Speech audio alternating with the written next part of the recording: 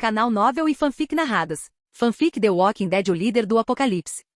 Capítulo 251. A base de Atlanta. O trabalho em Atlanta nunca parou, não houve um único dia em que os trabalhadores neste local tenham interrompido seu trabalho, pois tinham pouco tempo para tomar posse, limpar e selar a cidade. Eles haviam passado muito tempo ali, e agora chegará o momento de gradualmente assumir o controle de Atlanta. A maneira mais simples e segura de fazer isso, sem exigir muita construção, era transportar contêineres do porto até a base e enchê-los lentamente com sacos de terra, que seriam colocados ao redor da periferia da cidade. Com 8 contêineres empilhados em altura e cuidadosamente posicionados, eles formaram uma parede muito resistente. Atrás desses contêineres verticais foram colocados nos espaços vazios para reforçar a estrutura e torná-la praticamente impenetrável. Assim que os contêineres foram instalados, uma passarela foi construída para que os guardas pudessem monitorar o que acontecia fora do muro sem problemas. Mas isso não foi tudo que a comunidade de Jason fez. Vários perímetros de segurança foram estabelecidos muito antes de alguém sequer sonhar em chegar ao muro de contêineres. A cidade foi esvaziada de carros, a maioria dos quais foi desmontada, enquanto outros foram usados para isolar zonas específicas.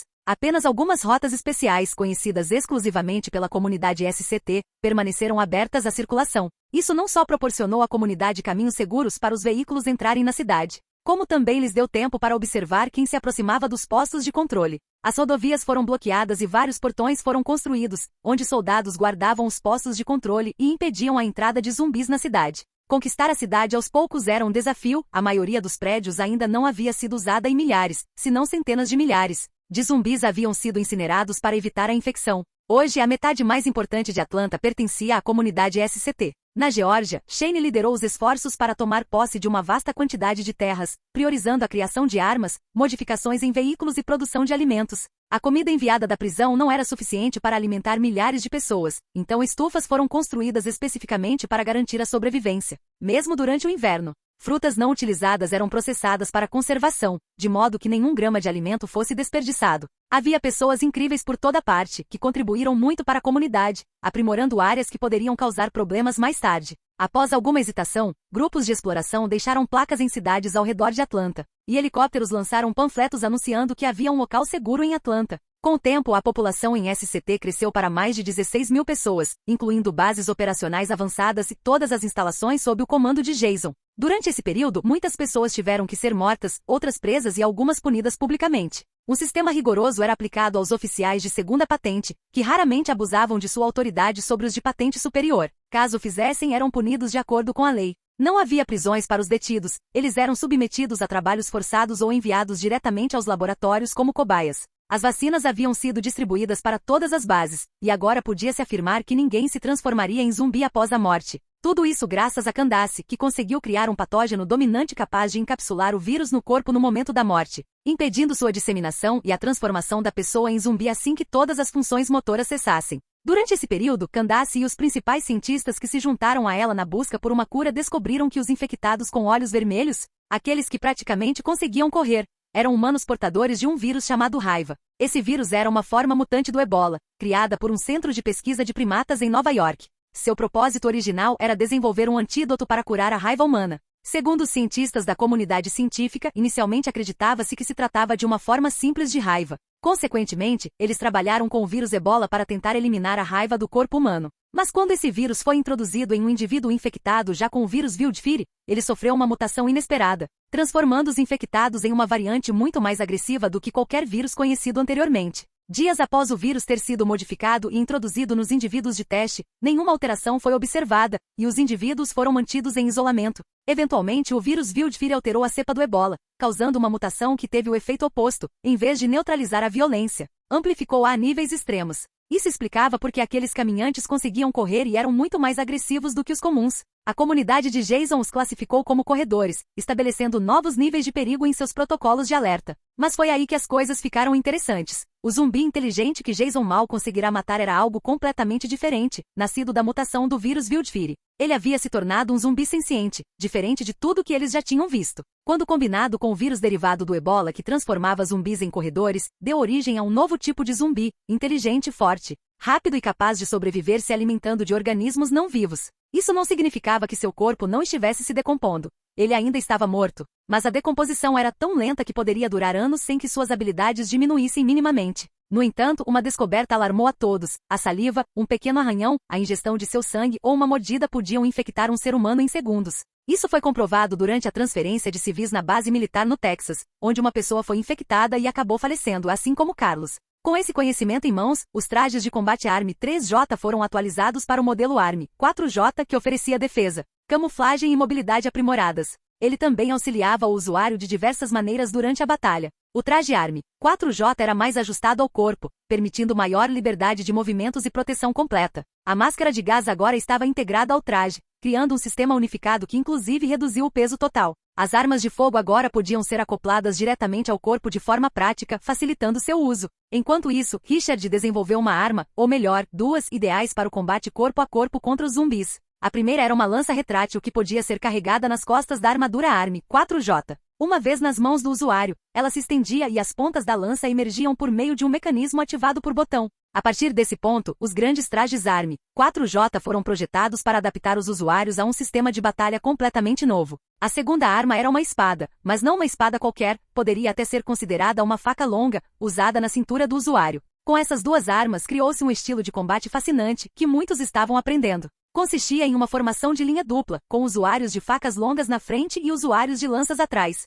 Essas unidades de guerreiros eram mobilizadas exclusivamente para eliminar hordas de caminhantes, graças à sua formação perfeita. Conseguiam matar milhares sem sofrer grandes perdas. É claro que isso não se aplicava ao combate corpo a corpo. Naquele exato momento, Shane estava em um campo aberto onde crianças de 5 a 15 anos treinavam com lanças ou facas. Elas estavam em frente a bonecos de papelão ou material reciclado, mirando na cabeça ou em pontos vulneráveis como os joelhos. Trocar, fuar. As crianças, suando sob o intenso treinamento, seguiam os comandos do instrutor e mudavam de movimento a cada comando que ele dava. Precisamos proteger essas crianças com nossas vidas, disse Shane com um olhar vazio. As pessoas atrás dele ouviram em silêncio, sem dizer nada. Em uma das minhas conversas com Jason, ele disse algo que me marcou. Vamos proteger as crianças agora com todas as nossas forças, porque um dia serão elas que nos protegerão quando não pudermos mais. Shane se virou para seus homens e disse, eles vão gostar do futuro que estamos construindo. Não hesitem nem façam nenhuma besteira, ou eu mesmo matarei vocês. Capitão Shane, alguns piratas atacaram o grupo de caça.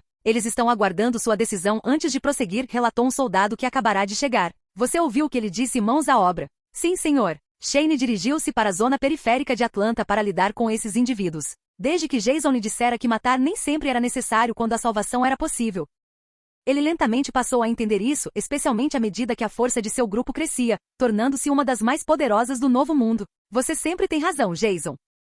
Capítulo 252 Preocupações de Rick. A base central, o coração da comunidade SCT, e seu crescimento progrediram sem problemas. E as equipes especiais que transportavam constantemente materiais de diferentes locais estavam retornando à base. Ao mesmo tempo, a exploração de várias bases militares também avançava lentamente sob a liderança de Shane e Rick. Para ser preciso, os acampamentos que haviam sido limpos por Sam e sua equipe não eram bases militares de verdade. Todos aqueles postos avançados eram apenas acampamentos temporários construídos para lidar com o caos após o fim do mundo, mas isso não significava que eles não tivessem recursos valiosos. No entanto, todas elas haviam sido cuidadosamente protegidas pela base avançada liderada por Jesus, então o foco agora se deslocou para as principais bases militares espalhadas ao redor de Atlanta. Mas o processo foi lento. Muitas equipes precisavam remover gradualmente enormes bloqueios antes de avançar e expandir as rotas especiais da comunidade. Tudo isso enquanto se mantinham cautelosas com as hordas de zumbis que podiam aparecer a qualquer momento. Às vezes, as equipes especiais passavam dias limpando estradas com veículos, o que era extremamente frustrante. E com o passar do tempo, à medida que as expedições aumentavam, as mortes começaram a ocorrer lentamente, algo que deixou Rick particularmente angustiado. Quando Jesus estava em uma base, ele planejava tudo cuidadosamente antes de sair. Suas ordens durante a batalha e seu papel no desenvolvimento da base ajudaram a evitar muitas situações perigosas. Mas desde que ele partiu, Rick, em particular, vinha tendo dificuldades para administrar uma base tão grande. Havia muitas questões triviais e complexas exigindo sua atenção, deixando-o completamente exausto. Observando membros da comunidade descarregarem peças de artilharia antiaérea de grandes caminhões militares em um campo aberto, Rick caminhou até Shane, que havia chegado naquela manhã. Ao ver a tensão no rosto do amigo, Shane ficou imediatamente intrigado. O que está errado? Rick estendeu a mão e apontou para a artilharia antiaérea, balançando a cabeça com um pouco de incerteza. Shane, agora eu realmente entendo quão difícil deve ter sido para Jesus no começo, administrar um abrigo, tudo aquilo. É extremamente exaustivo. Não é à toa que ele dependia de tantas pessoas para ajudá-lo nessa tarefa. Shane sorriu e respondeu casualmente: irmão, não subestime o que você está fazendo. Jesus fez questão de escolher pessoas que compartilhassem de sua mentalidade e potencial para assumir papéis importantes como este. Não somos maus líderes, simplesmente não lideramos da mesma forma que ele. Ao ouvir isso, a voz de Rick suavizou um pouco. Não. Desde que Jesus deixou este lugar, houve tantas mortes, repetidamente. Quando ele estava no comando aqui, não houve nenhuma baixa exceto Jimmy, e a morte dele foi, provavelmente por culpa da Lori. Desde então, matei muitos canalhas por aí, e escondi isso da Lori. Percebendo a mudança de atitude de Rick como líder, Shane colocou a mão no ombro do amigo. Jesus teve muitos problemas no Texas. Ele perdeu muita gente, e um culto maldito de lunáticos quase o matou. Perdas são inevitáveis hoje em dia. Não pensem assim, fizemos um trabalho excelente com as bases que conquistamos. Vejam como estamos nos tornando fortes. Poucas pessoas conseguiriam realizar o que nós conseguimos juntos. Quando Jesus nos promoveu, ele sugeriu que liderássemos bases importantes porque reconhecia nossas habilidades. Rick ouviu Shane e assentiu. Os mortos descansariam, e os vivos os carregariam como um peso de motivação. Ninguém criticava a liderança de Rick. Na verdade, todos o respeitavam e falavam muito bem dele. Ainda demoraria um pouco para Jesus retornar, então eles fariam tudo o que fosse possível para evitar que aquele lugar mergulhasse no caos. Tudo o que podemos fazer é julgar as pessoas com justiça e garantir que tudo continue a crescer de forma ordenada. Não podemos impedir acidentes, mas podemos eliminar ameaças potenciais. Assim como Rick estava lutando com dúvidas sobre sua liderança, Jesus também estava enfrentando alguns problemas. Já fazia mais de um mês desde que ele fizera um pacto com as comunidades de Utop Kingdom. Desde o momento em que chegou a Alexandria, percebeu que Utop havia recusado ajuda militar, tornando-se o alvo perfeito para o que pretendia fazer em seguida. Com isso em mente, levou Dario e Merle para realizar um extenso levantamento em Alexandria. Em pouco tempo, Jesus confirmou a localização da comunidade de Jadis no Ferro Velho e também encontrou Oceanside. No entanto, ele decidiu não contatar essas duas comunidades estranhas por enquanto. Dario e Merle não questionaram suas decisões. Quanto ao paradeiro do Exército da Salvação, Jesus não se importava muito. Ele se perguntava se eles ainda estavam na fábrica como estavam originalmente. Será que ele estava tão adiantado no cronograma? Com essa questão em mente, Jesus encontrou um dos postos avançados do Exército da Salvação da linha temporal original, uma estação satélite, mas descobriu que estava vazio. Além de alguns suprimentos, não havia ninguém à vista. Sem querer acreditar que eles estivessem realmente ausentes, ele então localizou a fábrica que costumava ser a sede deles, e também não encontrou nada lá. Entretanto, o resto do seu grupo viajava regularmente para Utop para realizar pequenas trocas comerciais e coletar informações. Eles haviam se tornado particularmente íntimos de duas pessoas, Billy e Bob. Jesus não enviou soldados para Utop. Em vez disso, enviou sobreviventes, e esses dois homens eram muito queridos nos abrigos. Eles ajudavam em muitas tarefas, incluindo a logística do comércio. Em uma visita ao reino para entregar um relatório e coletar informações sobre necessidades, Billy resolveu um problema crucial, e Jesus, que viera para negociar, testemunhou isso em primeira mão. Bob, por outro lado, ajudava principalmente pessoas que precisavam de avaliações médicas. Embora Utop tivesse 2 médicos, um obstetra e um ginecologista, Bob era um verdadeiro médico militar. Ele era bastante habilidoso no tratamento de doenças comuns e traumas. No reino, as pessoas frequentemente adoeciam devido à falta de cuidados médicos adequados. Inicialmente, a primeira opção de Ezequiel havia sido uma enfermeira, mas sempre que ele queria consultar Jesus sobre algo, o líder da SCT estava desaparecido. Então, Bob era a pessoa mais confiável com quem ele podia conversar. Inicialmente, ambos os lados negociavam principalmente materiais. Mas após várias interações, Jesus começou a solicitar as coisas de que precisava para melhorar Alexandria, oferecendo em troca o que Utop e os outros desejavam. Mesmo que Utop não tivesse se juntado à sua liderança, isso não o impediu de construir relacionamentos, especialmente com Ezequiel. Todos ficaram impressionados com o poder de combate do grupo de Jesus. Mesmo sendo apenas uma dúzia de pessoas, eles causaram forte impacto, demonstrando que cada um possuía habilidades únicas. A maioria eram sobreviventes, não soldados como os que guardavam o reino ou Alexandria. Dentre eles, Jesus lamentava mais que Utop tivesse recusado a proteção de seu povo. Ainda assim, ele se surpreendeu que mesmo assim, eles não tivessem demonstrado nenhuma hostilidade contra ele. E em pouco tempo ele já havia feito muitos amigos enquanto caminhava sozinho. Agora, seguindo a equipe de Jesus, embora uma grande parte dos suprimentos fosse distribuída, a eficiência não aumentou muito, fazendo perceber que algumas pessoas pareciam tensas ou inquietas. Após uma recente expedição, o grupo de Jesus permaneceu em Alexandria, pois estavam exaustos das frequentes missões. Jesus disse a todos para descansarem para que pudessem pensar com clareza sobre seus próximos passos. Desde que chegaram à comunidade, muitos moradores de Alexandria se juntaram ao seu grupo e seguiram suas ordens. Após um mês de treinamento, todos pareciam ter um olhar mais confiante, exatamente o que Jesus esperava ver desde o início. Em um lugar tranquilo, Jesus olhou para o grupo de Madison, que estava sentado com muitos rostos familiares. Ele cumprimentou a todos antes de se sentar. Como todos passaram a semana passada. Nick, sentado ali perto, sorriu sinceramente. Este lugar é exatamente como você prometeu. Todas essas pessoas estão começando do zero, como você disse, então foi fácil para nós nos adaptarmos. É um bom lugar, Jesus. Acrescentou Madison, contemplando a comunidade pacífica e bela que era Alexandria. Todos do Texas assentiram com a cabeça após essas palavras, e muitos permaneceram em silêncio. Merle brincou com um sorriso. Bem, eu tive que treinar um dos garotos que você trouxe do Texas, Nick, certo? Não se esqueça de aprender comigo se quiser ser um guerreiro de verdade. Todos riram disso. E os nativos de Alexandria haviam se familiarizado mais com o grupo de Madison, juntando-se a eles nessa pequena reunião. Durante esse tempo, seu treinamento poderia ser descrito como um progresso rápido. A maioria deles agora conseguia lidar com grandes grupos de zumbis por conta própria. Embora ainda ocorressem alguns acidentes, eles haviam se tornado excelentes aprendizes, aprendendo com seus erros. A primeira dúzia de moradores de Alexandria que participaram do treinamento gradualmente cresceu para mais de 30. E agora, com as pessoas de Madison, Alexandria se tornou uma grande comunidade com centenas de habitantes. Ao longe, Deanna observava o grupo no campo aberto com olhar pensativo. Ao longo do último mês, as mudanças trazidas pelo grupo de Jesus eram evidentes. Era possível perceber isso na mudança de atitude de seu próprio povo. Embora fossem apenas cerca de uma dúzia de pessoas intimamente ligadas, todas costumavam sair regularmente em Alexandria. Ela concordava com muitas das ações deles, mas sua posição de líder restringia alguns de seus comportamentos. Se fosse apenas uma membro comum da comunidade, teria se juntado à equipe de Jesus sem hesitar, mas ainda havia preocupações que pesavam em sua consciência. Ela sabia que precisava ter uma conversa franca com Jesus, de uma vez por todas, e finalmente descobrir o que ele não lhe havia contado desde que chegara àquele lugar.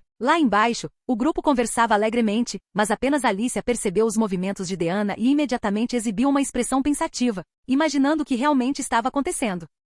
Capítulo 253 Contra o que lutaremos. Após o jantar, a noite caiu lentamente e era hora de dormir. Naquele momento, Jason não voltou para o trailer adaptado onde costumava dormir com os outros. Em vez disso, deitou-se em uma cama de verdade em uma casa. Ao lado dele estava uma figura feminina, Alicia. Desde que se conheceram e sobreviveram juntos, os dois se aproximaram gradualmente e criaram um vínculo muito mais forte desde que chegaram a Alexandria. Sem refletir muito sobre o significado disso, eles simplesmente deixaram seus verdadeiros desejos seguirem seu curso natural. Tenho algo muito importante para discutir com Deanna. Você quer que eu vá com você? Jason balançou a cabeça e explicou suavemente: não é necessário. Vou falar apenas sobre a organização que assumirá este lugar no futuro. A Alicia não respondeu de imediato. Sua intuição lhe dizia que Jason não estava sendo totalmente honesto, mas como ele não parecia disposto a compartilhar mais detalhes, ela não insistiu e apenas deu um leve sorriso. Tudo bem, já que não sei quanto tempo você vai demorar, vou dormir primeiro. Estou cansada. Dizendo isso, Alicia deitou-se na cama e fechou os olhos depois de lhe desejar boa noite, enquanto Jason, parado junto à janela com uma expressão impassível,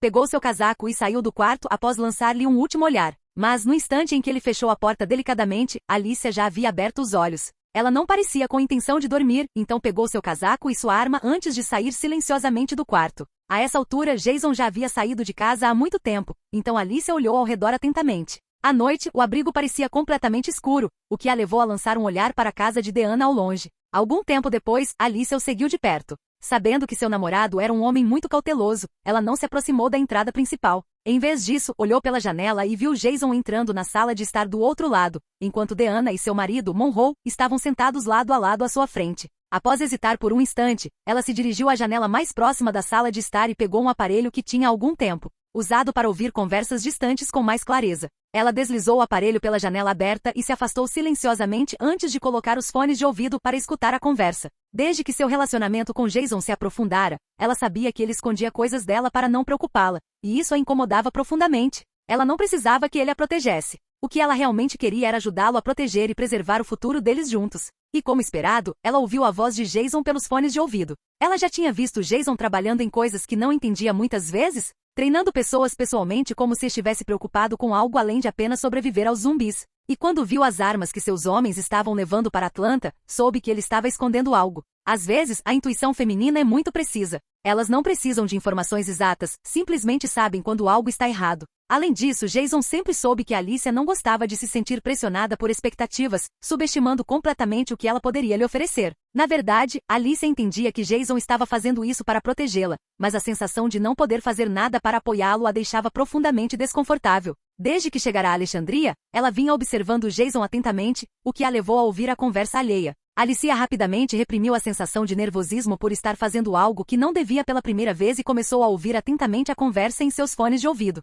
Jason, em seu tom de voz habitual, disse: já que é isso que você quer, não vou ficar enrolando. Esta conversa é muito importante, mas antes de falarmos sobre isso, quero compartilhar o problema atual de Alexandria. Deanna, compreensiva, disse: Jason, Monroe e eu estamos bem cientes das suas habilidades. Você pode compartilhar livremente o que está em sua mente. É simples. Seu povo se dividiu em 2 grupos, alguns formaram uma relação próxima conosco, enquanto outros nos questionam secretamente. Esse conflito me incomoda e mais cedo ou mais tarde, se tornará um problema maior. Resumindo, a comunidade está completamente dividida, o que pode levar a um conflito de interesses sobre quem fica e quem sai, ou até mesmo a uma disputa entre os 2 lados. Para ser honesto, em qualquer caso, a iniciativa está em nossas mãos. Se não quisermos sair, receio que essas pessoas não consigam nos enfrentar. Portanto, espero que nenhuma das 2 situações aconteça. Você me pediu para ir devagar com eles, mas não é bem disso que eles precisam. Na minha opinião, a melhor maneira é deixar que todos vejam a realidade. Acredito que as mais de 30 pessoas que participaram do treinamento comunitário não são tolas.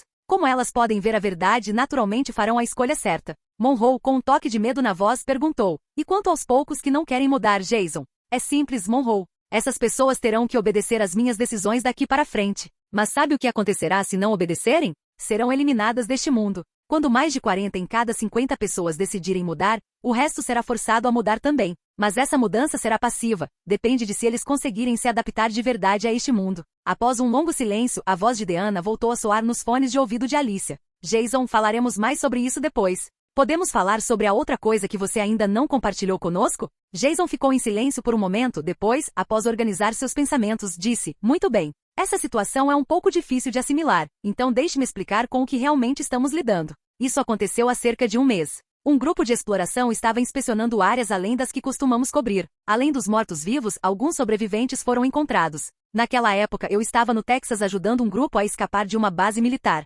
Mas, segundo meus soldados, eles viram um helicóptero pousar em uma área muito estranha com um símbolo bastante peculiar impresso nele. As vozes nos fones de ouvido de Alicia silenciaram por um instante. Jason provavelmente estava pensando na melhor maneira de explicar aquilo, e então ela ouviu novamente. Naquele momento, os soldados se perguntavam quem eram aquelas pessoas. Um deles estava matando zumbis quando um grupo de sobreviventes apareceu diante deles, mas o que fizeram em seguida chocou a equipe de exploração. Eles testemunharam o assassinato daquelas pessoas que apenas pediam ajuda. Enfurecidos, meus homens eliminaram todo o grupo, mas um sobreviveu, e aprendemos muito com eles sobre quem eles eram e de onde vieram. É sério? Perguntou Deanna. É muito mais do que isso, Deanna. As vozes de Jason e Deanna se sobrepuseram. Então Jason esclareceu mais uma vez: preciso que você mantenha isso estritamente confidencial. Pouquíssimas pessoas na minha comunidade sabem disso. Você consegue fazer isso? Deanna olhou para o marido, e ambos assentiram com a cabeça. Claro que podemos. Após refletir sobre o assunto, Jason disse, após um interrogatório não muito longo: descobrimos que o outro lado pertence a uma organização tão forte quanto a minha comunidade SCT, chamada Força Militar da República Cívica,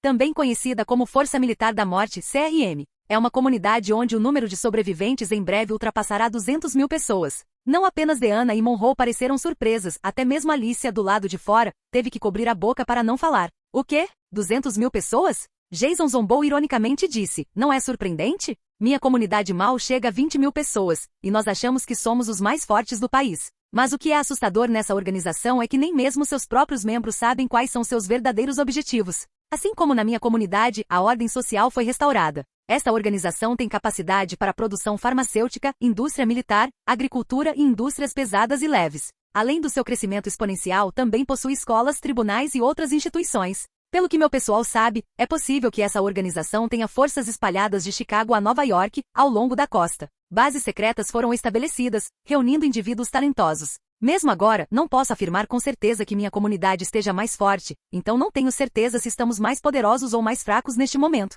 As políticas da CRM são severas. Elas se concentram unicamente em recrutar pessoas talentosas, mas seus objetivos vêm depois. Eles só cooperam com forças que reconhecem. Assim que assentamentos menores tomam conhecimento de sua existência, são rapidamente eliminados pelo outro lado. Se uma comunidade em crescimento representar uma ameaça ao seu domínio, eles a destruirão também. Agora, o que você acha que aconteceria com a minha comunidade se entrássemos em conflito com o CRM? Sim, haveria uma guerra na qual um de nós acabaria dominando este país. Deve haver uma saída. Sempre há uma saída em casos como este. Jason suspirou e perguntou sem rodeios: você acha que isso é tudo que eu descobri? O que mais? Jason fez uma pausa e disse, meu povo está crescendo e se preparando para o que vier. Além da CRM, também descobrimos outros grandes assentamentos. Monroe ficou surpreso e perguntou rapidamente, há mais abrigos? Claro, existe uma organização chamada Commonwealth, outro assentamento onde estimamos que possa haver mais de 30.000 pessoas. Sua estrutura é sólida, mas eles são apenas uma cidade unida tentando sobreviver. Eles têm problemas internos, falhas sistêmicas. Fui informado de que a oeste daqui, existe uma comunidade com dezenas de milhares de pessoas e inúmeros sobreviventes em outros lugares. A sala ficou em completo silêncio. Monroe, o marido de Deanna, perguntou, Jason, acredito que deva haver um motivo importante para você compartilhar informações tão confidenciais sobre sua equipe, certo? Acha que podemos contribuir com algo? Não sou uma boa pessoa no verdadeiro sentido da justiça. Matei muitas pessoas, às vezes por segurança, outras vezes para defender meus ideais. Muitos sabem que não me importo com nada além de proteger o que é meu e aqueles de quem gosto. Então, no mínimo com a CRM, não buscarei a paz nem permitirei que me pisoteiem, Deanna. Deanna ficou em silêncio por um momento e então disse, com essas palavras, você me faz sentir como se eu fizesse parte da sua família, Jason. Talvez você não entenda, mas para mim, vocês duas são minhas amigas e parte da minha família. Porque durante o tempo que as conheço, vocês me fizeram perceber que ainda existem pessoas boas no mundo. Mas se quisermos continuar assim, não podemos nos dar ao luxo de sermos apenas boas pessoas. Inicialmente eu não tinha intenção de tocar nesse assunto, mas desde que conheci você, uma ideia começou a se formar na minha mente, o que levou à conversa de hoje, Deanna. Então, o que você quer fazer? Quero integrar essas organizações o mais rápido possível. Sei que será difícil e que talvez tenha que usar métodos menos ideais, mas quero que vocês sejam a voz das minhas decisões. O que você quer dizer, Jason? É simples. Preciso que ambos vão para a Commonwealth. Por que a Commonwealth e não a CRM? Você não disse que CRM é a comunidade maior? 200.000 pessoas, certo? Jason respondeu, porque não quero que eles descubram minha organização. Ainda não é o momento certo. A CRM eliminará qualquer organização que a ameace e usará métodos secretos para atrair indivíduos especiais para seu refúgio. Portanto, espero que você se junte à Commonwealth e não à CRM. Entendo que seja para nossa segurança, mas ainda preciso perguntar. Qual o propósito de nos juntarmos a eles disfarçados? Não é bem uma operação secreta. Você não precisa fazer nada de especial, contanto que se saia bem. O ideal seria que você construísse sua autoridade gradualmente. Deanna então disse, entendo. Vocês esperam que ganhemos influência lá para que a fusão com o seu povo se torne mais estável. Mas será que isso realmente vai funcionar? Jason sorriu e perguntou, você conhece minha família há mais de um mês. Que tipo de pessoa você acha que eu sou? Você é corajoso, sábio, se importa com seu povo e é implacável com seus inimigos. Você é um grande líder. Em muitos aspectos, eu não compartilho das mesmas habilidades de liderança que você. Jason balançou a cabeça e disse, não, Deanna. Você só precisa de experiência, mas pode ser uma líder tão boa quanto eu. Você é uma mulher com visão, propósito e determinação, e seu instinto político é aguçado. Seu marido, Monroe, é excelente em arquitetura. Os talentos de vocês dois atendem a muitas das necessidades da comunidade. Mesmo que eles tenham muitas pessoas em suas fileiras, ainda precisam de talento para a gestão, e é por isso que quero que você vá para lá. A princípio, pensei em ir sozinho, mas depois de refletir, percebi que não posso me dar ao luxo de perder tempo. Precisamos de bases estáveis e em crescimento, e minha ausência causaria muitos atrasos. Deanna Monroe, confio nas suas habilidades e espero que vocês confiem em mim. Formarei uma força poderosa e a expandirei por toda Atlanta, o que significa que vocês terão uma força considerável ao seu lado quando chegar a hora. Quando for o momento certo, trabalharemos juntos para construir uma base de sobreviventes maior e unir a todos. Exterminaremos os mortos-vivos e reconstruiremos a civilização. Esse é o nosso objetivo final, não é? Mesmo que você não consiga avançar por lá, eu ainda serei seu plano B. Quando chegar a hora, encontrarei um jeito de trazê-lo de volta.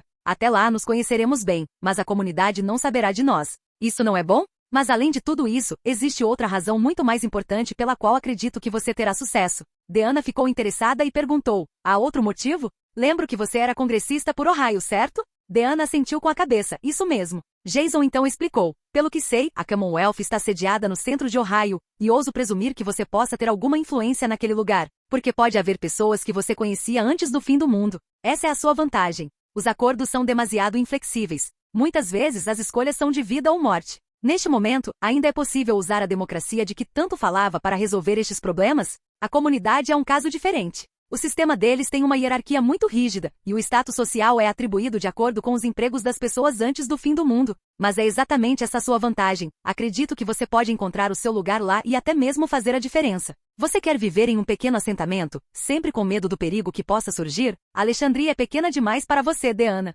Acredito que se os pequenos se unirem, podemos reconstruir a civilização. Você não gostaria de deixar seu nome na história da reconstrução da humanidade? O da grande mulher, Deanna Monroe, que ajudou a unir as maiores comunidades. Por favor, não me obriguem a recorrer à força. Nós não somos o inimigo. O CRM é o nosso inimigo, e chegará o momento em que os enfrentaremos. Não deveria haver duas forças decidindo o futuro da humanidade. Essa seria uma decisão verdadeiramente estúpida.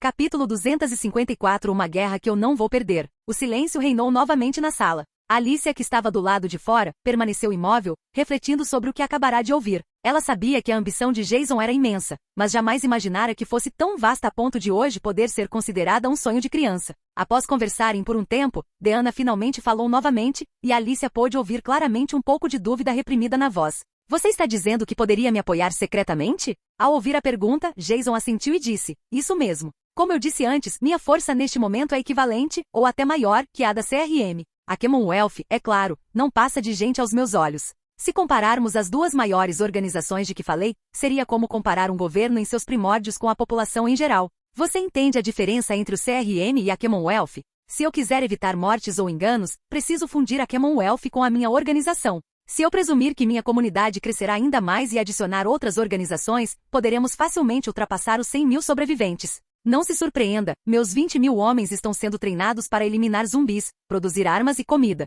E eu também estou preparando um exército para lidar não só com os mortos, mas também com os vivos. Agora, a SCT permanece nas sombras. Você sabe o que isso significa, não é? As palavras de Jason eram frias. Ele parecia estranhamente calmo, e em seus olhos havia uma confiança inexplicável. Foi então que Deanna perguntou novamente, o que vai acontecer com a minha família? É difícil. O que você acha que eu devo fazer? Seus filhos são um problema, e eles sabem disso. Já que estou fazendo tudo o que posso para facilitar as coisas, é claro que me comprometo a cuidar deles. Mas você precisa deixar as coisas claras para os dois e omitir os detalhes sobre esse assunto que eles não precisam saber. Então, o que você vai fazer com aquela outra organização? O CRM, é assim que se chama? Perguntou Monroe de repente. Jason suspirou e disse, localizei alguém fora da organização deles. Essa pessoa é responsável por recrutar talentos e entregá-los ao CRM. Quero usar essa conexão para infiltrar pessoas lá dentro. Já pensei em tudo. Só existe um futuro, e o CRM não faz parte dele. De um jeito ou de outro não vou perder para eles, mesmo que tenha que destruir o coração da comunidade deles. Ninguém compreendeu o peso daquelas palavras, mas quando Jason as pronunciou, ele imaginou a doce mulher negra que era o pilar central da comunidade. Deanna suspirou e levou a mão ao queixo antes de dizer, Jason, você é um bom líder. Devo admitir que fico feliz em ser uma das suas principais ideias para o futuro da comunidade, mas ainda preciso conversar com meu marido antes de te dar uma resposta. Tudo bem? Jason sorriu e assentiu. Claro, você tem todo o direito de considerar isso. Respeitarei sua decisão, independentemente de você ir ou não para a Commonwealth. Monroe sorriu calmamente ao ouvir as palavras ponderadas de Jason e disse, obrigada por considerar isso, Jason. Conversaremos mais sobre isso. Percebendo que a conversa entre as duas estava chegando ao fim, Alicia rapidamente tirou os fones de ouvido, guardou tudo e correu em direção à casa de Deanna. Em segredo, ela pegou o microfone novamente e correu de volta para casa às pressas, mas não percebeu que Jason, na sala de estar, já a tinha visto. Ao voltar lentamente para o quarto, Alicia deitou-se na cama, com os olhos fechados e imóvel, fingindo estar dormindo. Mas sua respiração ligeiramente acelerada revelou a verdade.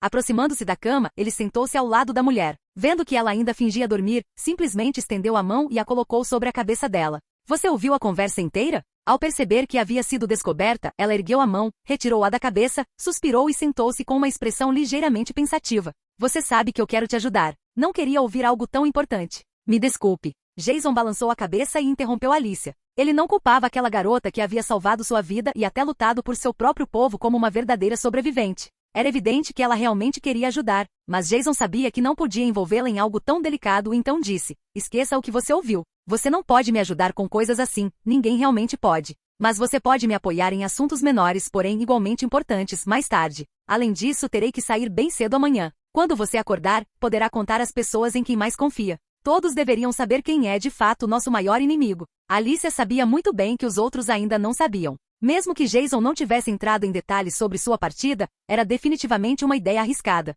Suspirando, ela virou as costas para Jason e não disse mais nada, adormecendo aos poucos. Jason sabia que estava lentamente se apegando a Alicia, e entendia perfeitamente o que isso significava. Agora ele estava vulnerável, e aos poucos, o medo oculto de perder alguém que amava começava a crescer dentro dele.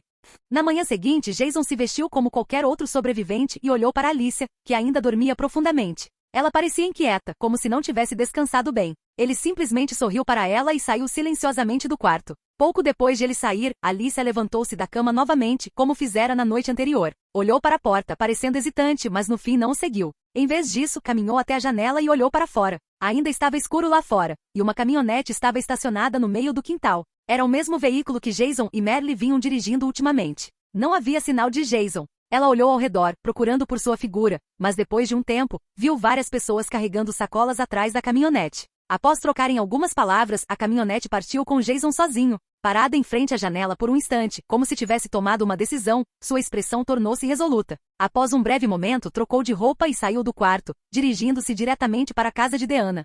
Pouco depois de o caminhão deixar Alexandria, o céu começou a clarear. Na penumbra da manhã, enquanto dirigia pela estrada tranquila, Jason pensava constantemente em seu próximo plano. Após dirigir por alguns minutos, o sol já estava alto e Jason havia chegado perto de seu destino. Ele estacionou o veículo lentamente em frente a um portão e saiu. O que se apresentou diante dele foi uma montanha de lixo, com um container de transporte embutido no centro do monte. Jason sabia que aquele era o portão do ferro velho. Ao lado do caminhão, ele não bateu na porta. Em vez disso, estendeu a mão para dentro do veículo para pegar a sacola de tecido. Nesse instante, a porta do container se abriu repentinamente e uma multidão começou a sair, alguns portando armas brancas, outros armas de fogo, mas Jason sabia que eram apenas pessoas. Sem temer uma morte súbita, Jason permaneceu ali, sorrindo friamente enquanto olhava para o container, ignorando as pessoas ao seu redor. A multidão continuou chegando até cercá-lo. Logo, o fluxo de pessoas que saíam do container começou a diminuir. Uma mulher alta surgiu por trás delas. Seus cabelos na altura dos ombros e sua postura arrogante lhe davam a aparência de uma rainha.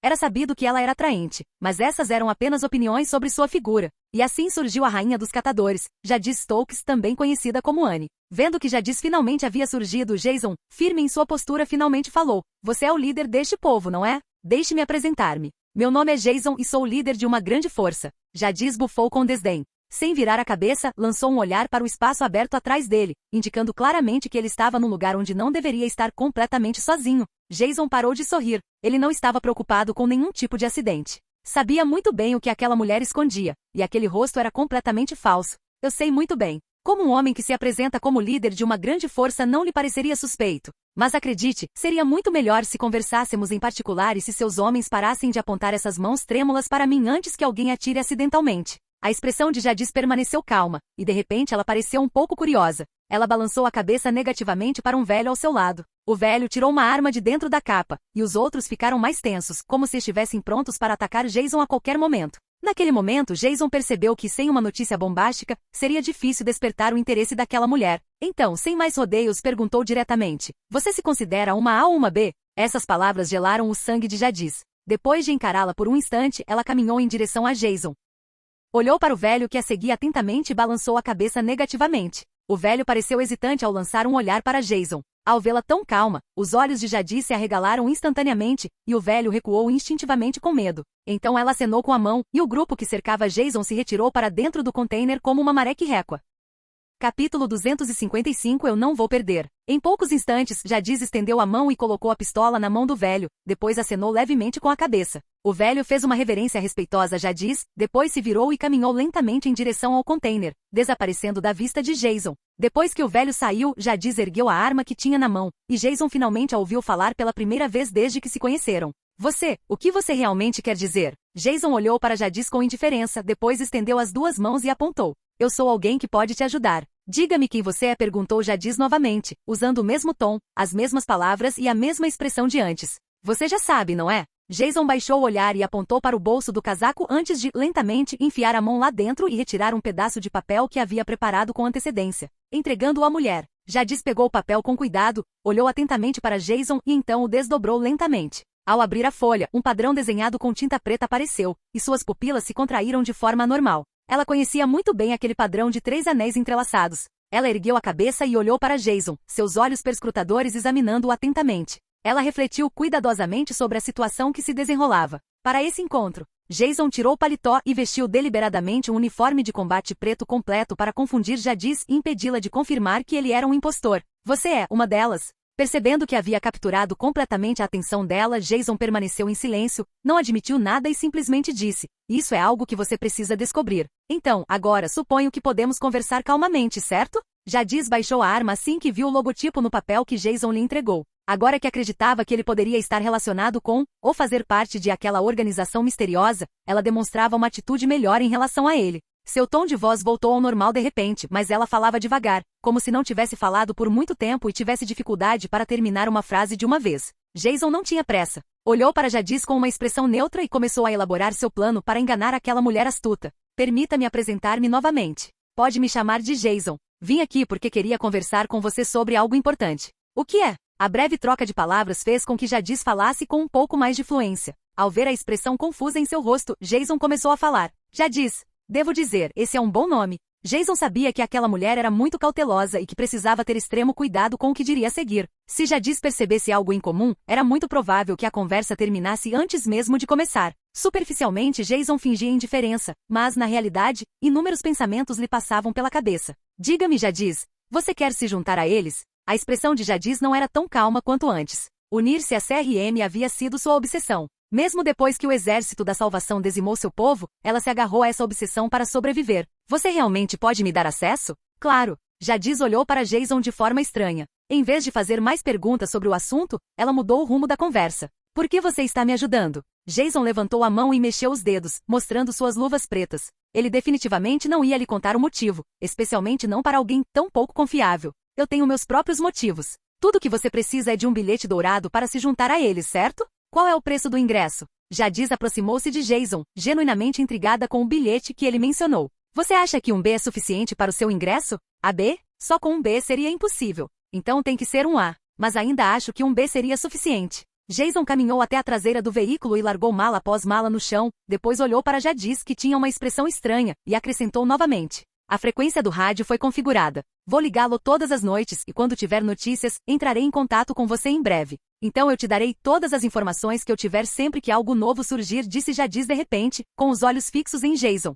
Você não é um deles, é? Com uma expressão neutra, Jason respondeu. Não importa se eu sou ou não. O que importa é que eu os conheço melhor do que você. Isso não prejudica nem você nem a mim. Portanto, é um acordo vantajoso para ambos. Se você quiser trabalhar comigo para garantir que tudo corra bem, eu lhe trarei uma classificação B em algum momento dentro de um mês a um ano. Tudo o que você precisa fazer é permanecer vivo e parar de apontar suas armas para estranhos. Por que você não entra em contato com eles diretamente? Perguntou Jadis novamente incerta. Claro que posso. Mas nesse caso você não se beneficiaria em nada. Tem certeza de que quer que eu faça isso? Encolhendo-se ligeiramente, Jadis compreendeu o significado por trás de suas ações. Jason só queria contatar aquela organização misteriosa através dela, mas por algum motivo parecia relutante em se expor. Vendo que ela continuava em silêncio, Jason falou novamente. Então, temos um acordo? Jadis hesitou por um momento, mas no fim, não resistiu à tentação e disse, fechado. Mas ainda tenho uma condição. Ao ver Jason parar e esperar que ela falasse, Jadis observou. Preciso de um estoque de comida para não ter que sair e arriscar minha vida. E também preciso de um lote de armas para defender meu abrigo. Vou enviar alguém hoje para trazer os suprimentos. Sem esperar para ver a reação de Jadis, Jason entrou no carro, ligou o motor e rapidamente desapareceu de vista. Jadis se agachou e pegou a bolsa do chão. Ignorando as armas e munições dentro dela, tirou o rádio, guardou-o no bolso e caminhou em direção à entrada do container carregando a bolsa de armas. Os cantos de sua boca se ergueram ligeiramente, demonstrando clara satisfação com a inesperada entrega de recursos que havia chegado à sua porta. Na estrada, Jason ligou o som e cantou junto com uma música. Ele tinha aprendido muito hoje. Se conseguisse convencer pessoas de confiança a usar o CRM, seja da empresa B ou da A, ele poderia eventualmente ter o seu próprio dentro daquela organização. Mas isso poderia se revelar extremamente arriscado, então ele precisava pensar cuidadosamente sobre o que fazer a seguir com as ferramentas que havia obtido até então.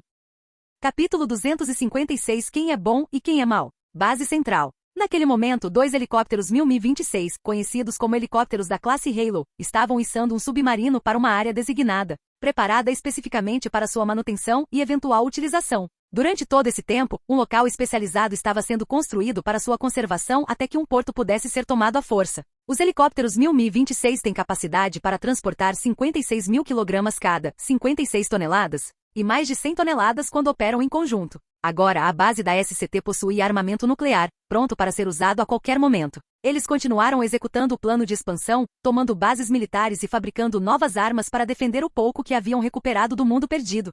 De modo geral, Jason estava bastante certo de que a outra parte consideraria seriamente aceitar o acordo, já que só havia vantagens para ela. Que mal há em fazer pequenas apostas em algo que só traz benefícios? Nem Jason nem Jadis tinham nada a perder. Neste mundo onde os interesses pessoais se sobrepõem a tudo, quem não busca a sobrevivência mútua? Na organização dele, apenas algumas pessoas vinham à mente como candidatas adequadas para a missão de CRM, pessoas como Rick ou Merle. Embora houvesse muitas outras como Sam, Shane, Daryl e mais na base, encontrar a pessoa certa não era tão simples quanto parecia. Ele só precisava explicar o plano claramente aos outros. esse plano que vinha desenvolvendo em segredo, e resolver as coisas ali o mais rápido possível para que alguém pudesse assumir seu lugar. Isso agora se tornará uma prioridade máxima. Uma caminhonete passou pela estrada e no banco do motorista estava Jason, absorto em pensamentos. Parecia que ele precisava acelerar seus planos nesse aspecto. As coisas tinham que começar a se desenrolar o mais rápido possível. Jason não ousava ser descuidado, mesmo que sua força tivesse aumentado a níveis desproporcionais. Afinal, muitas coisas poderiam acontecer sem que ele percebesse.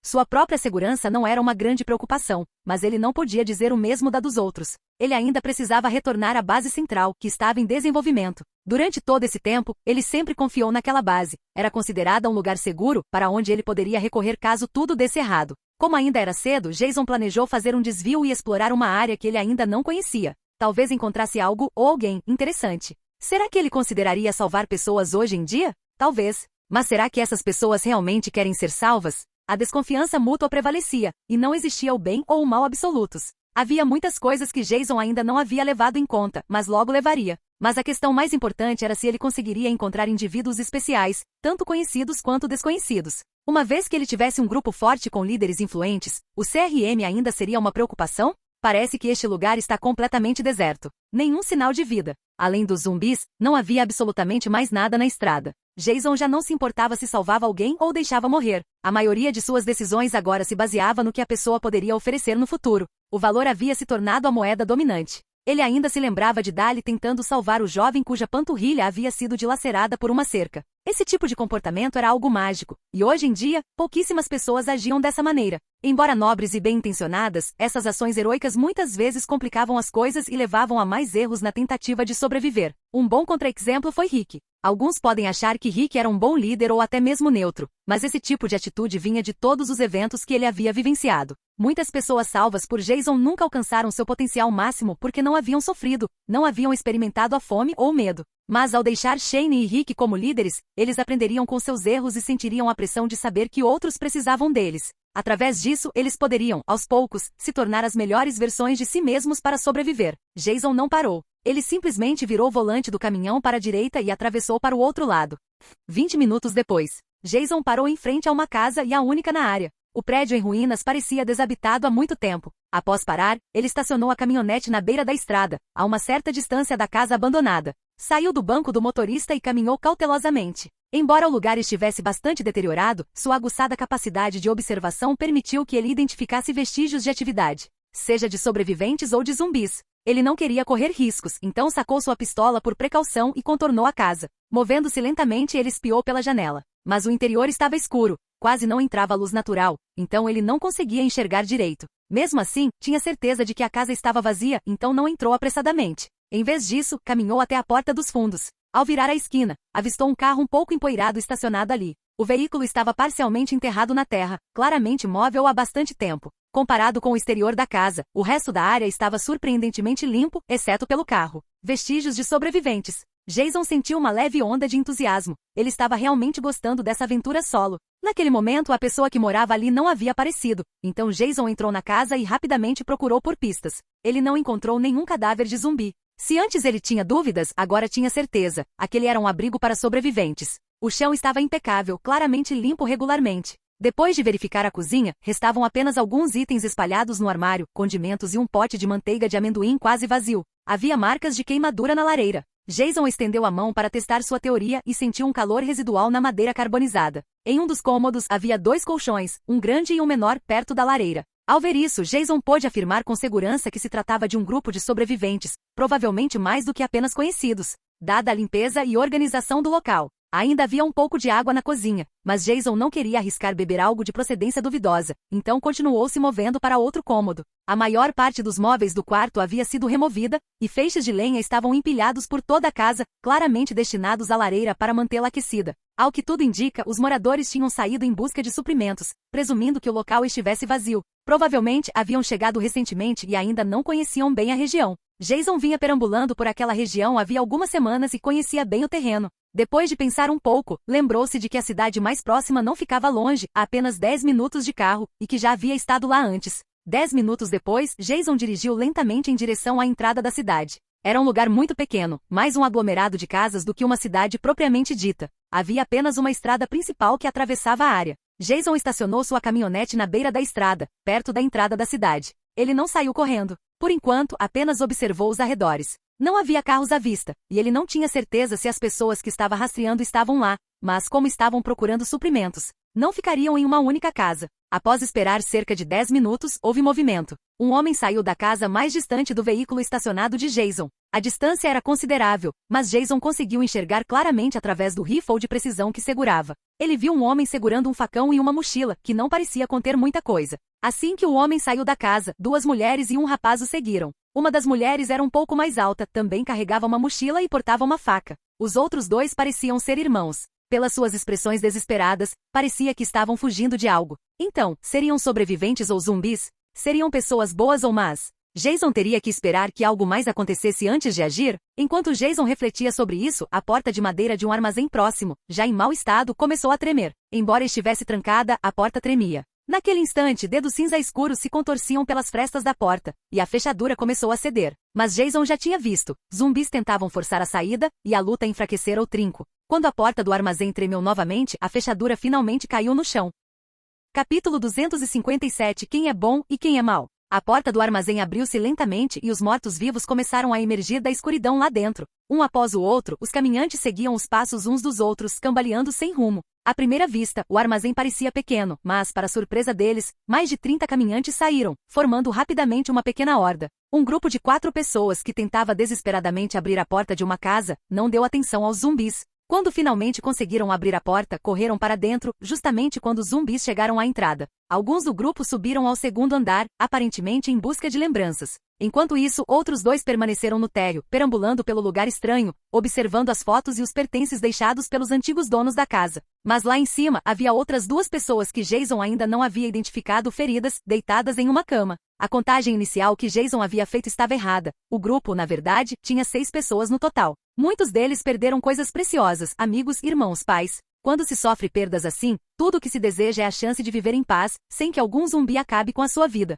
Hoje em dia, as lembranças são tudo o que resta na mente daqueles que se acostumaram a sobreviver. No andar de baixo, um jovem chamado Sheldon estava inspecionando os arredores quando notou um vaso com flores completamente secas. A água dentro dele já havia evaporado há muito tempo, deixando as flores murchas e quebradiças. Sheldon tinha passado por muita coisa, mas ele tinha superado tudo e sobrevivido. Colidir. Um som agudo de vidro quebrando ecoou, e todos se viraram alarmados, indo em direção à origem do barulho. Sheldon balançou a cabeça ao ver os cacos do vaso a seus pés, sinalizando aos outros que estava tudo bem. Sheldon, preciso que você se concentre. Os outros contam com a nossa confiança para sair daqui. Você entende isso, não é? Ao ouvir as palavras de Edward, Sheldon balançou a cabeça novamente, não em discordância, mas reconhecendo que entendia. Ele sabia o quão importante seu papel era para os outros, mesmo sem precisar que lhe dissessem. Edward então olhou para Penny com um olhar tenso. Ambos sabiam que a situação era desesperadora, não só tinham 2 feridos, como também não tinham energia para tentar escapar. Não tinham remédios para os feridos e certamente não tinham armas adequadas.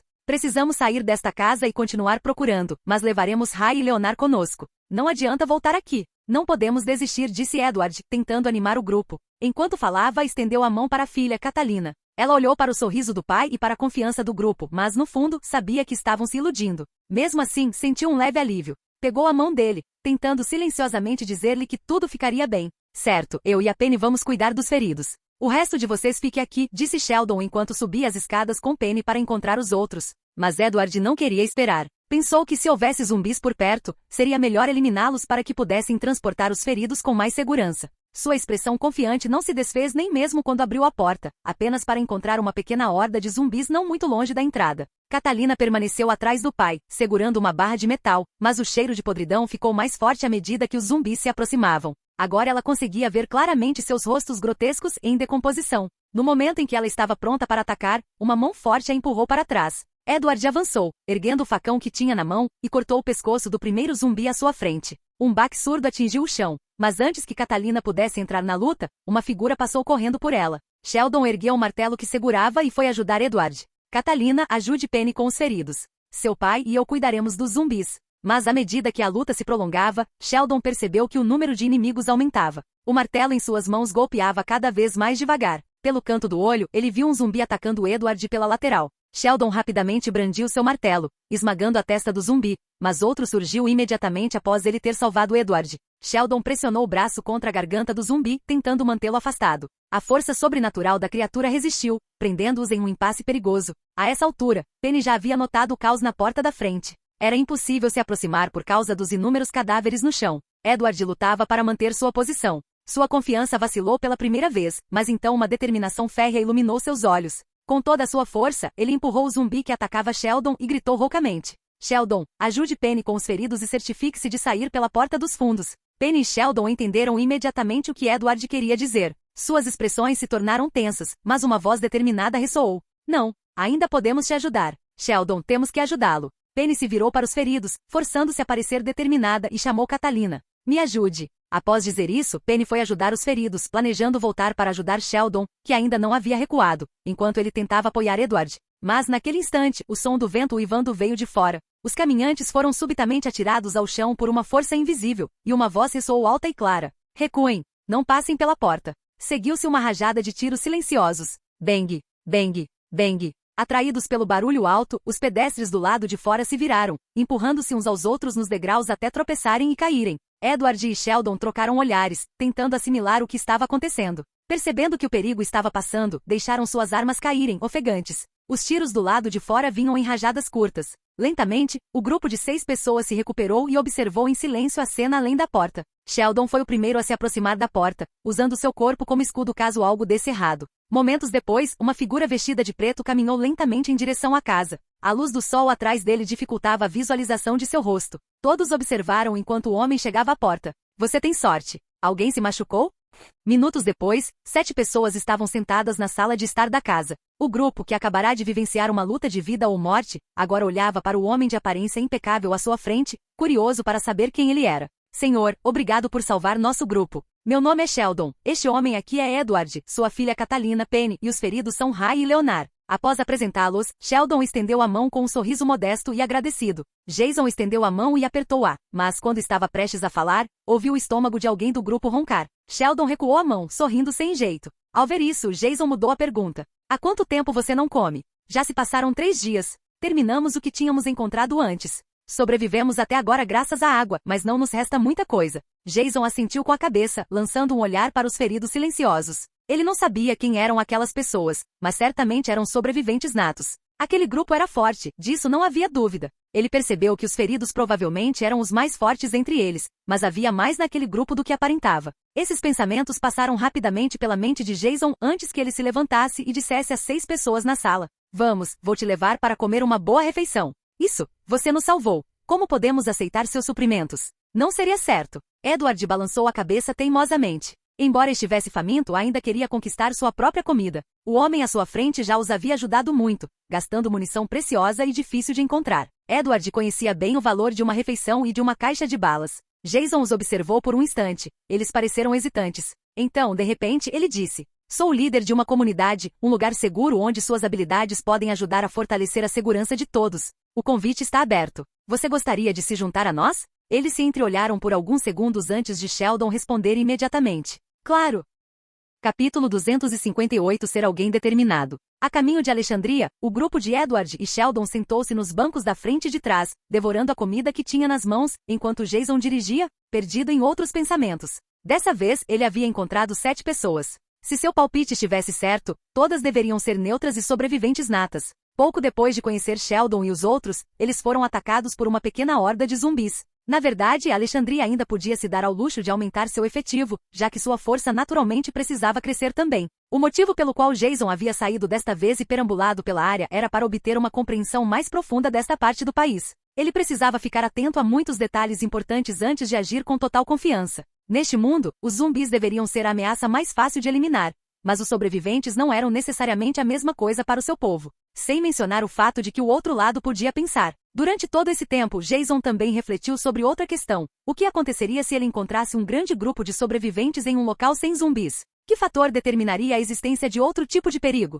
A observação ajudava muito, mas às vezes simplesmente não era suficiente. Ele mantinha contato há tempos com as bases cada vez maiores em Atlanta, Geórgia, bem como com a base central localizada na prisão. Tudo podia ser circunstancial, ajudando a todos a sobreviver, mas isso também significava viver em um grupo onde, por ora, as regras tinham que ser seguidas à risca. Jason, assim como outros, conhecia as consequências de quebrar as regras. Todos entendiam o que significava quando alguém desejava mais poder ou autoridade em certos grupos. Após alguns meses, os membros da organização SCT compreenderam e respeitaram plenamente essa ideia. Mas ele ainda tinha algumas coisas para resolver aqui antes de seguir para a base central e lidar com as coisas em uma escala maior. Eles precisavam encontrar mais sobreviventes. Devia haver muitos outros por aí tentando sobreviver. Com um número tão pequeno de apenas 20.000 pessoas, encontrar comunidades muito maiores que a sua os faria tremer de medo. Já era um pouco tarde quando eles voltaram para Alexandria. Jason estacionou o carro ao lado do trailer modificado, e todos saíram um após o outro. O aparecimento repentino de 7 estranhos fez com que Merle e Glenn se levantassem ao lado do trailer modificado, enquanto Deanna, que não estava longe, também começou a caminhar em direção a eles. O grupo de Edward, por sua vez, não via tanta gente há muito tempo e todos pareciam extremamente nervosos. Jason fez um sinal para Deanna quando ela se aproximou. Encontrei-os na estrada. Estes são Sheldon, Edward, Catalina, Leonard, Penny e Ray. Estavam prestes a ser devorados por zumbis. Como não tinham para onde ir, eu os trouxe de volta. Por ora, seguindo as regras de Alexandria, deixarei que vocês os avaliem, mas primeiro, os feridos devem ser tratados. Após dizer isso, Jason se virou para Sheldon e os apresentou. Esta é a senhora Deanna Monroe, a pessoa responsável por esta base afiliada à minha organização. Por enquanto, estamos planejando algumas coisas boas para o crescimento deste lugar. Espero que você entenda. Ao ouvirem essas palavras, Edward e o grupo de Sheldon cumprimentaram Deanna com grande respeito. Deanna sorriu para Catalina e disse a Jason: claro, nós ajudamos quem precisa. Sua visão sobre esses assuntos é muito mais ampla que a minha. Não vamos perder mais tempo, vamos levar os feridos para a enfermaria. Senhor Sheldon e os demais me acompanhem. Precisamos conversar. Assim que alguns deles saíram, Jason chamou todos os membros de seu grupo, incluindo a dúzia de moradores de Alexandria que estavam por perto. Escutem com atenção, preciso que todos descansem hoje. Desde que os helicópteros foram embora, há alguns dias, só temos nossas próprias habilidades para sobreviver e continuar evoluindo. Vocês treinaram muito, e eu tenho orgulho de vocês. Quero que estejam preparados, porque amanhã provavelmente haverá um confronto. Michonne, que estava por perto, perguntou com clara dúvida no rosto: para onde vamos e o que faremos amanhã? Você chegou aqui há poucos dias e parece saber mais do que nós. Sabe de algo novo? Jason balançou a cabeça lentamente e se virou para Merle ao seu lado. Merle, explique isso a ela, já que os outros estão de guarda. Preciso me encontrar com Deanna para discutir alguns assuntos importantes. Certo, chefe. Merle fez uma saudação fingidamente séria e disse: eu treino as garotas. Jason olhou subitamente para a multidão e perguntou, curioso: onde está seu irmão? Ah. Ele disse que depois de voar até o Texas para te resgatar, ficou entediado aqui e foi caçar. Jason ficou em silêncio, lembrando-se do Texas. Daryl havia chegado bem no final e não participará muito do combate direto, mas estava ciente de tudo o que acontecerá. Quando chegou à casa de Deanna, um grupo liderado por Sheldon já estava saindo. Ele olhou para o relógio e percebeu que haviam se passado apenas cerca de 10 minutos. Já terminou de falar? Sheldon estava prestes a falar quando viu Deanna saindo de casa. Ela disse: Jason, confio plenamente no seu julgamento. Já que você os trouxe para Alexandria, devem ser pessoas confiáveis. Mas eu também tenho um bom olho, afinal, política é um jogo de observação. Nunca imaginei que alguém pudesse confiar nos outros tão rápido. Catalina não conseguiu se conter e disse, mas Penny, ao seu lado, fez um gesto para que ela ficasse quieta. Mesmo assim, Jason disse: você pode ter razão, mas não é tão simples quanto você está pensando agora. Eu não confio nas pessoas facilmente, mas sempre dou uma segunda chance a todos que conheço. Após falar, Jason se virou para Sheldon e apontou para o trailer próximo. Preciso que você vá até aquele guarda e faça os exames necessários. A gente se fala depois. Ao perceber que Jason parecia ter algo a discutir, Sheldon acenou para os outros, e eles se dirigiram para o trailer modificado. Precisamos conversar. Eu sei. Deanna assentiu com a cabeça, indicando que havia entendido o que Jason queria dizer,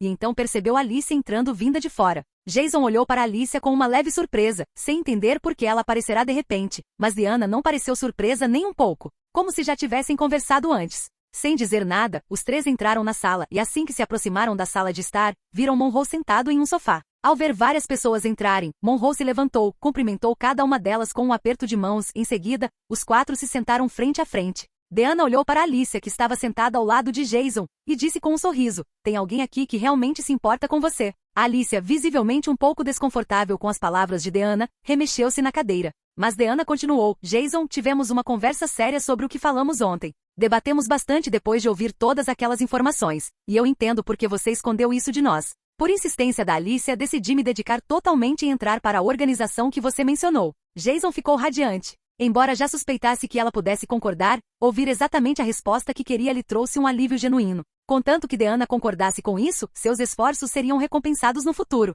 E agora ele podia dizer que seus planos poderiam avançar muito graças a isso. Ele tinha um palpite de que Alice havia desempenhado um papel nisso, mas para evitar qualquer incidente, guardou suas dúvidas para si. Deanna, alheia aos pensamentos de Jason, fez um gesto na direção de Alice e disse: "Deixarei que a senhorita Alice explique isso com mais detalhes." Jason, curioso com as palavras da garota, virou-se para olhar para Alice ao seu lado, aguardando sua explicação. A princípio, Alice pareceu um pouco nervosa, mas depois de ouvir as palavras de Deanna, ela relaxou e se encorajou secretamente. "Quero ir com a Deanna e os outros." Capítulo 259 A decisão de Alicia. Ao ouvir aquelas palavras, Jason ficou tão surpreso que quis negá-las imediatamente, mas parou depois de pensar um pouco. Ele não conseguiria persuadir Alicia a abandonar essa ideia na frente de Deanna. Fazer isso faria Deanna pensar em situações que não eram verdadeiras, o que, por sua vez, provavelmente afetaria sua decisão final. Será que Alicia estava mesmo disposta a ir àquele lugar com Deanna, a quem conhecera há pouco tempo? Por ora, ele não podia refutar as palavras de Alicia, então a única coisa que podia fazer era conversar com ela em detalhes depois dessa conversa. Mas isso não era algo que afetaria Jason nessa discussão, então, com a mesma expressão, ele perguntou: "Diga-me qual é o motivo?" "Espere, sua família sabe? Minha família não pode decidir por mim, e eu entendo que já disse que não queria muitas responsabilidades. Mas o que eu sei é que esta organização precisa ser guiada para o caminho certo sob os cuidados de muitas pessoas talentosas. Deanna seria a porta-voz do nosso grupo, Monroe é um arquiteto e professor talentoso. Embora eu não possa me comparar a eles, sou uma sobrevivente e também já liderei grupos de sobreviventes. Em geral, seria melhor para Deanna ter alguém de confiança dentro da organização caso o plano inicial falhe. Posso ajudar Deanna a gerenciar o trabalho dela e zelar pela segurança dela? Você conhece minhas habilidades e do que sou capaz. Assim, podemos crescer aos poucos e unir forças quando chegar a hora. Quero ajudar agora porque vejo um futuro promissor se trabalharmos juntos." Ao ouvir a explicação de Alicia, Jason analisou todas as possibilidades uma a uma em sua mente, mas havia muitos fatores desconhecidos e complexos. Então ele se manteve em silêncio sobre as complicações que poderiam surgir ao longo do caminho. Ele só sabia informações básicas sobre essa força. O principal motivo para persuadir Deanna a ir era o desenvolvimento profissional. Talvez Deanna pudesse realizar algo realmente significativo e útil para o futuro, um lugar onde ela pudesse explorar suas habilidades de liderança. Isso não afetaria Deanna negativamente. A federação, na verdade, era muito adequada para ela. Sua posição antes do fim do mundo poderia lhe dar a chance de começar a ganhar poder nesses círculos. Isso poderia influenciar o sistema de liderança lá? Afinal, o processo de seleção e desenvolvimento era estranho, pelo menos para os sobreviventes. O lado bom era que a política externa da federação era muito mais branda, uma vez aprovada a inspeção. A pessoa que se juntasse a ela não precisaria se preocupar com a segurança. Portanto, em tudo isso ele só via vantagens. Olhando para Jason, que estava perdido em pensamentos silenciosos, Deanna presumiu que ele estivesse preocupado com Alicia, então perguntou: "Jason, você não disse que não haveria nenhum perigo lá?" Jason sorriu, mas não disse nada. Pegou uma folha de papel e a colocou sobre a mesa, sinalizando para que todos dessem uma olhada. Deanna pegou o livro primeiro, e depois os três o passaram uns para os outros para lerem. Enquanto lia, Deanna franziu a testa. Ela não esperava que o sistema dessa organização fosse tão estranho. Como um sistema assim poderia ser sustentado por uma força tão poderosa? Seria devido à força de suas forças armadas? Não há perigo, mas o mais importante é explicar meu plano. A localização da Commonwealth provavelmente é no centro de Ohio, mas sua zona de defesa deve estar ao longo da fronteira com a Virgínia, bem daquele lado. Preciso investigar isso minuciosamente antes de lhe dar um relatório completo. Quanto à sua história, você pode dizer o seguinte: você pertence a uma comunidade chamada Reino, um pequeno grupo de agricultores que fazem o possível para sobreviver. E sua jornada começou porque você ouviu falar de sobreviventes sobre um grande abrigo em Ohio. Mais tarde, alguém lhes trará envelopes com suas identidades falsas. Vocês devem aprender o protocolo corretamente e se acharem que não conseguem mentir, digam a verdade. Mas omitam qualquer informação sobre o STC. Após Jason conversar com sua equipe de gestão e inteligência sobre os pontos-chave a serem considerados, ele saiu com Alicia e foi para a casa dela. No quarto de Jason: "Você realmente quer ir a esse lugar?" "Jason, eu sei que você acha que estou me esforçando para mudar alguma coisa, mas não é isso. Antes eu pensava que essa responsabilidade era demais para mim, mas agora sei que podemos recuperar o mundo que perdemos. Em pouco tempo, consegui entender tudo o que você passou para que as pessoas pudessem sobreviver, e vejo que você continua trabalhando duro para que esse esforço valha a pena. Não quero ficar aqui cultivando abóboras enquanto a maioria do meu grupo vai lutar. Quero fazer a minha parte, e farei, mesmo que minha mãe não concorde." Ao ouvir as palavras determinadas de Alicia, Jason permaneceu em silêncio. Ele conseguia entender seus pensamentos e sabia que ela era tão boa quanto Maggie, se não melhor, então não estava preocupado. Percebendo o silêncio de Jason, Alicia se aproximou e disse: "Jason, um dos motivos pelos quais quero ir para Commonwealth é para garantir que seu plano seja executado. E o outro é para criar um lugar seguro sem mortes desnecessárias. Afinal, alguém de confiança precisa ir para lá caso Deanna mude de ideia. Jason assentiu com a cabeça. Na verdade, essa era uma das coisas que o preocupavam em tudo aquilo. Afinal, mesmo conhecendo a história da família Monroe, ele não tinha certeza se o comportamento dele seria diferente do que era na história original, então seria uma boa ideia que Alice a acompanhasse. Então você tem meu apoio, mas isso é algo que você deve discutir com sua família. Sua mãe me mataria se soubesse que eu a mandei para lá. Parece que você está sendo muito cuidadoso com a minha mãe. Estou apenas tentando ser alguém, é assim que eu sou. Naquela noite não havia muito mais a dizer. Na manhã seguinte, Jason acordou cedo, e o descanso da noite anterior o fizera sentir-se muito melhor. Alice, ao lado dele, também se sentou. Vestia um pijama leve, abriu um sorriso radiante e depois de dizer bom dia, foi para a cozinha preparar o café da manhã. Jason se sentia um pouco desconfortável com esse relacionamento. Ele não sabia exatamente quando tinha acontecido, simplesmente surgiu de forma rápida e natural. Os dois terminaram o café da manhã juntos, e Jason propositalmente ficou um pouco mais com ela, conversando sobre algumas coisas que Alicia deveria ter em mente antes de ir falar com a mãe. Depois de comer, já passava das 7 da manhã. Quando ele saiu de casa, um grupo de pessoas já estava reunido na praça central. Hoje, Jason planejava ir ao hotel à beira-mar com um grande grupo e tentar entrar em contato com essa organização, cujo estado atual era desconhecido para ele. Na história original, eles eram um grupo fragmentado devido às suas perdas, mas ele não tinha certeza de como eram antes do surgimento dos Salvadores. Com a intenção de experimentar, ele decidiu levar membros de seu grupo para testar as águas. Não havia problema se o outro lado fosse fácil de lidar, mas se não fossem razoáveis, também não havia problema. Jason não queria perder tempo. Ou seriam seus aliados ou seus inimigos. No momento, o comboio era liderado por um veículo recreativo modificado e um ônibus com modificações adicionais. Quanto ao pessoal, Jason trouxe vários soldados experientes e seu grupo, bem como cerca de uma dúzia de nativos de Alexandria. A distância até o hotel à beira-mar não era muito curta. Para ser preciso, o Kingdom e o Hilltop não ficavam perto um do outro. Todos precisavam dirigir dezenas de quilômetros, atravessando vários cantos de Washington. Os 3 veículos percorreram cerca de 1 hora antes de chegarem à área próxima ao hotel à beira-mar. Dizia-se que era um hotel à beira-mar, mas, na realidade, ficava em uma ilha, sem ligação com o continente por ponte. Nesse momento, a equipe de Jason parou do outro lado da ponte. O motivo da parada foi que a cabeça de ponte estava completamente bloqueada por várias caixas de metal enormes. Vários membros da equipe saíram dos veículos e ficaram atrás de Jason. Michonne olhou para os caixotes e perguntou: Jason, este é o acampamento de sobreviventes que você mencionou? Seus olhos estavam fixos nas caixas de ferro. Depois de algumas olhadas, ela se virou e Jason disse: Isso mesmo, o acampamento deles é aqui. Enquanto várias pessoas discutiam como entrar, a voz de um homem soou repentinamente de trás da caixa de metal. Quem é você? Por que está aqui?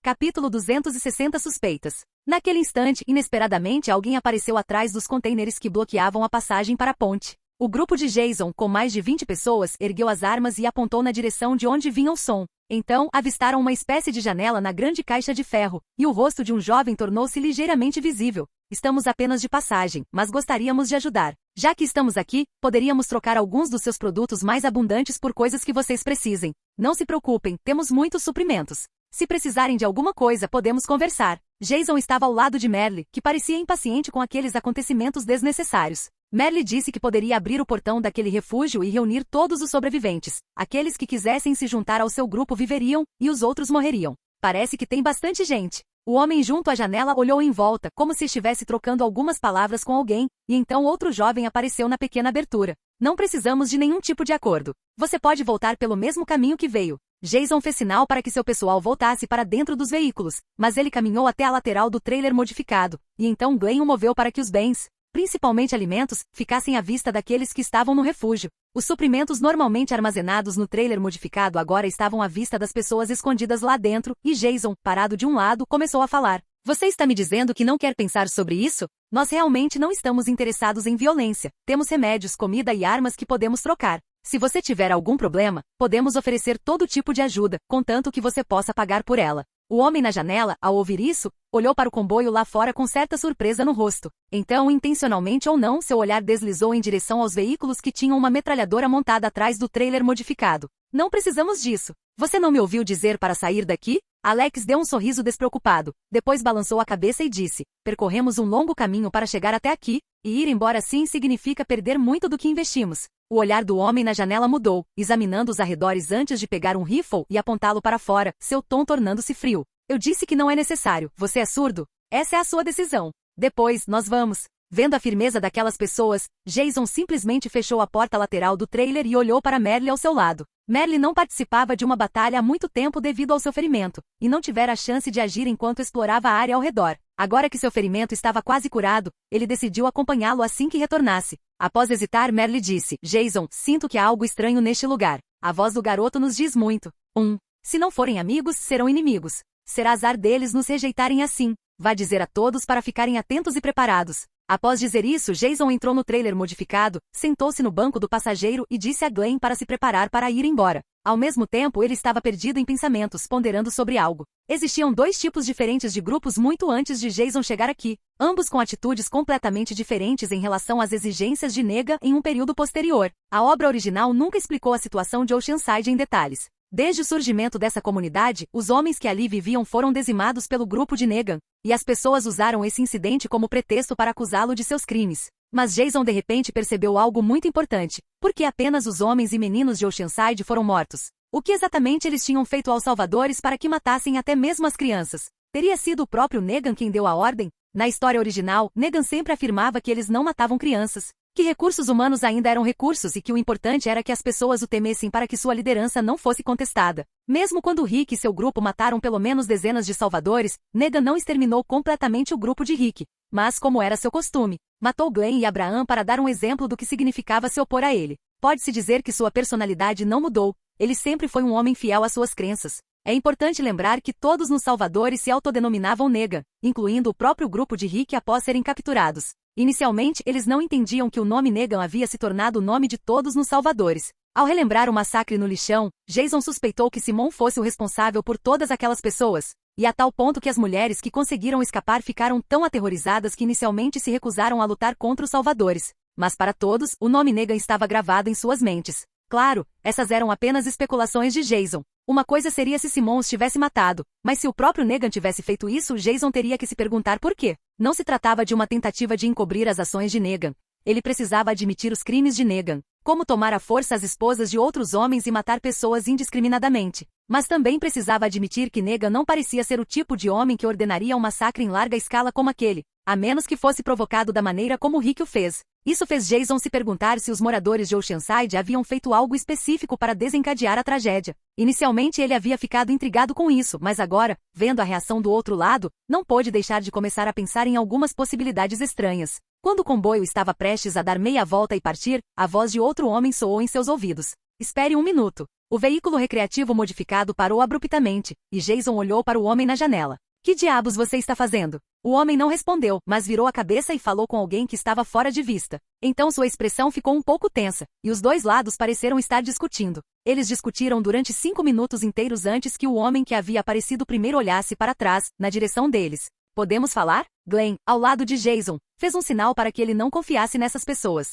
Dando um tapinha no colete à prova de balas em seu peito para tranquilizá-lo, Jason pegou seu rádio. Prepare-se. Vou lá fora ver o que eles querem. Saia e conversaremos. Pouco tempo depois dessas palavras serem proferidas, uma abertura se abriu na caixa de ferro por dentro, e uma pequena porta apareceu, grande o suficiente apenas para uma pessoa. O homem do outro lado segurava uma espingarda na mão. Parecia jovem, com traços comuns e não muito alto, mas Jason percebeu um leve tom de preocupação em seu rosto, que não tinha nada a ver com ele. Os dois caminharam até a beira da mata. O homem olhou Jason de cima a baixo primeiro, depois acenou levemente com a cabeça e estendeu a mão. Eu sou Stevens. Pode me chamar de Jason. Ao se aproximar, Jason percebeu que o casaco do homem estava cheio de remendos e que suas calças jeans tinham um grande rasgo. Havia uma camada de calos e alguns ferimentos em seus joelhos expostos. Vamos conversar. Já que você claramente não está disposto a trocar recursos, o que mais podemos fazer? O olhar de Steven se deteve por um instante nos 3 veículos atrás de Jason antes que ele perguntasse, com um toque de incerteza, o que você disse antes. Você realmente pode fornecer todo tipo de ajuda? Sim, somos uma equipe muito profissional. Stevens pareceu um tanto hesitante, como se estivesse preocupado com algo, mas quando ergueu a cabeça novamente, quase como se estivesse tomando uma decisão importante. Seu olhar tornou-se muito mais firme. Quero fazer um acordo com você. Gostaria de saber mais sobre isso. Stevens olhou em volta inconscientemente e sussurrou, como se tivesse medo de ser ouvido. Quero contratar sua equipe, para me ajudar a lidar com um grupo de pessoas. Obrigado por assistir. Se gostou, deixa o like e inscreva-se. Quanto mais apoio, mais vídeos, e se possível apoie o canal doando no Pix do canal na descrição do vídeo. Qualquer valor ajuda, assim o canal pode trazer fanfics e novels de autores pagos e novos vídeos são postados com mais frequência. Muito obrigado a todos, curtam o canal.